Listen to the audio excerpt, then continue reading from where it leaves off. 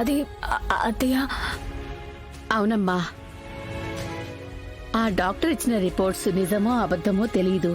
Second opinion తీసుకుంటే తప్ప ఆ రిపోర్ట్స్ వచ్చేంత వరకు పృథ్వీ చెప్పినట్టుగా ఇంటి నుండి దూరంగా వెళ్ళి ఎక్కడైనా హ్యాపీగా ఉండండి. అంతా చక్కబడిన తర్వాత తిరిగి ఇంటికి రావచ్చు. అవును పున్నమి, ఇక్కడే ఉంటే అమ్మమ్మగారు బలవంతంగానైనా పృథ్వీకి శృతికి పెళ్లి జరిపి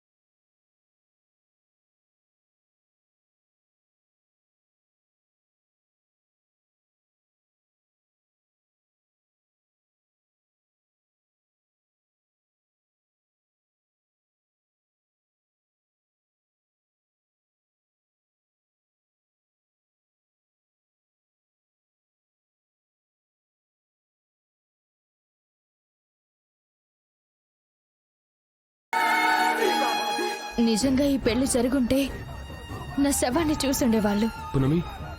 ఇప్పుడు అర్థమైందా? నానమ్మ బెదిరించినట్టుగా ఏ అఘాయిత్యం చేసుకుంటుందో అన్న భయంతోనే పున్నమి రెండో పెళ్లి చేసుకోమంటుందే తప్ప మనస్ఫూర్తిగా కాదు.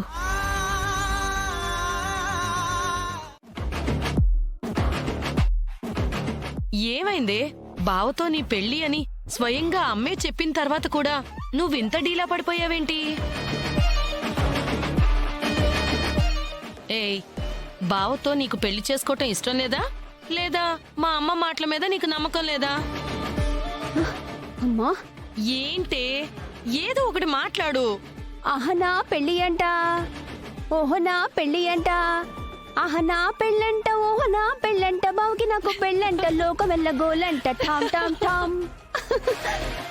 పెళ్లికల వచ్చేసిందే బాల, నీకు మొగుడవుతాడే పిల్ల.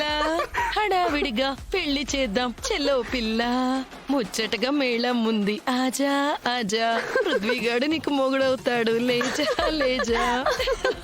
అమ్మా, ఈ సంతోషాన్ని చూస్తుంటే నాకు బావుకి పెళ్లి అయిపోయినట్టే.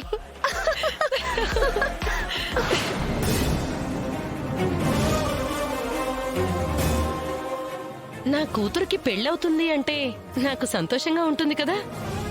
కాకపోతే పున్నమికి పిల్లలు పుట్టరు అన్న ఒకే ఒక కారణం చేత మా అమ్మ ఈ పెళ్లికి ఖాయం చేసింది. రేపు ఆ పున్నమి సెకండ్ ఒపీనియన్ కోసం డాక్టర్ దగ్గరికి వెళ్లి తనకి పిల్లలు పుడతారు అని నిరూపించిందనుకో, ఎలా అయితే మా అమ్మ ఈ పెళ్లిని ఖాయం చేసిందో అదే నోటితో ఈ పెళ్లిని క్యాన్సిల్ చేస్తుందేమోనని టెన్షన్గా ఉంది. నువ్వు చెప్పింది కరెక్టేనమ్మా. మనం ఇంత గొప్పగా ప్లాన్ చేసి డాక్టర్కి డబ్బులిచ్చి మరి పున్నమికి పిల్లలు పుట్టరు అని అబద్ధం చెప్పించాం. పున్నమి సెకండ్ ఒపీనియన్కి వెళ్ళి తనకి పిల్లలు పుడతారు అని నిరూపించిందనుకో, నాకు బావకి పెళ్లి చేయాలని నిర్ణయించిన అమ్మమ్మే మా పెళ్లి క్యాన్సిల్ చేసేస్తే, అందుకే అమ్మా, అది సెకండ్ ఒపీనియన్కి వెళ్లకుండా నేను ఆపుతాను. అది సెకండ్ ఒపీనియన్కి వెళ్ళడానికి ఉన్న అన్ని దారులు మూసేస్తానమ్మా. నాకు బావుకి పెళ్ళయ్యేదాకా దాన్ని గడప దాటనివ్వను, మరో డాక్టర్ని కలవనివ్వనమ్మా.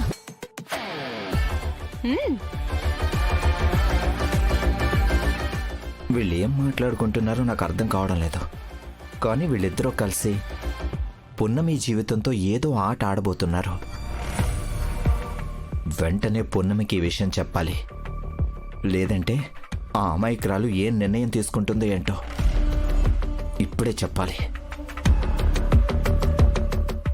శృతి, మంచి మాట చెప్పావు. పున్నమి సెకండ్ ఒపీనియన్ కోసం డాక్టర్ని కలిసేలోపు ఎలాగైనా సరే మీ పెళ్లి జరిపించేస్తాను. పున్నమికి ఈ నిజం తెలిసే లోపే నాకు బావకి పెళ్లి జరిగిపోవాలి. ఇక మన టార్గెట్ అదే అమ్మా.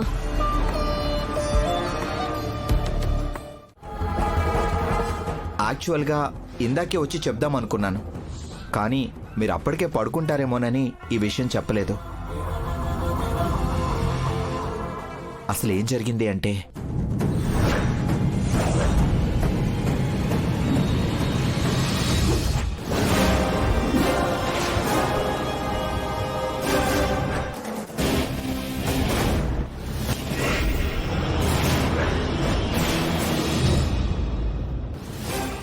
కానీ వాళ్ళు ఏం మాట్లాడుకున్నారో నాకు వినబడలేదు. మీకు పిల్లలు పుట్టరు అని డాక్టర్ చెప్పడానికి కారణం వాళ్ళేమోనని నా అనుమానం. బావగారు, మీరు చెప్పేది నిజమా?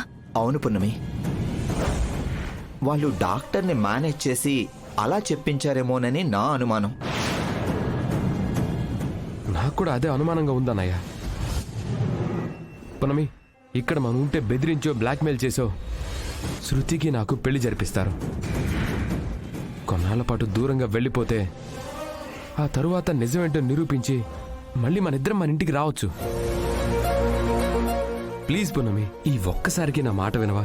వకీల్ సాబ్, అది కాదు వకీల్ సాబ్. పునమి, మన ఇద్దరం కలిసి వెళ్తున్నాం అంతే. వకీల్ సాబ్, నా మాట వినండి. పున్నమి, నువ్వు ఇంకేం మాట్లాడుకు. బట్టలు సర్దుకొని వెంటనే మీరిద్దరు బయలుదేరండి. నేను బయట ఉంటాను. సరే అన్నయ్య.